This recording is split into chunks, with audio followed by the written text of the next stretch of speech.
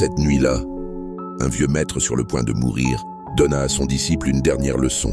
Et cette leçon valait plus que toute la richesse du monde. Écoute jusqu'à la fin. La pluie tombait doucement cette nuit-là. Dans une petite maison éclairée par une faible lampe à huile, un vieux maître était allongé sur son lit. Son souffle était lent, fatigué. Le temps avait blanchi ses cheveux, mais ses yeux portaient encore une paix profonde. Autour de lui, le silence semblait sacré. À ses côtés se tenait son disciple. Le jeune homme tremblait. Des larmes coulaient sur son visage, car il savait que son maître allait bientôt partir. Pendant des années, cet homme lui avait appris la patience, la discipline, la sagesse et le silence. Alors, la voix brisée, le disciple demanda « Maître, avant de partir, dis-moi quel est le secret d'une grande vie ?» Le vieux maître resta silencieux quelques secondes, puis il sourit doucement. Un sourire calme, presque éternel, et il dit « Ne cherche pas à être meilleur que les autres. Cherche à être meilleur qu'hier. » Le disciple resta immobile. Le vieux maître reprit lentement. Car celui qui passe sa vie à se comparer finit prisonnier du regard des autres. Mais celui qui combat chaque jour ses propres faiblesses devient libre.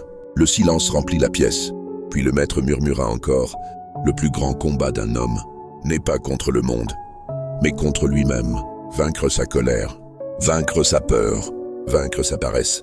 Voilà la vraie grandeur. » Une larme glissa sur la joue du disciple. Et quelques instants plus tard, le vieux maître ferma doucement les yeux. Pour toujours. Cette nuit-là, le disciple comprit enfin une vérité que peu d'hommes découvrent réellement. La vraie puissance ne consiste pas à dominer les autres, mais à se maîtriser soi-même. Beaucoup passent leur vie à vouloir impressionner le monde, être plus riche, plus admiré, plus fort que les autres. Mais pendant qu'ils regardent les autres, ils oublient de grandir intérieurement. La comparaison vole la paix, l'ego aveugle l'esprit, et celui qui ne se maîtrise pas reste faible même s'il possède tout. Chaque jour, pose-toi cette question. Suis-je devenu meilleur qu'hier?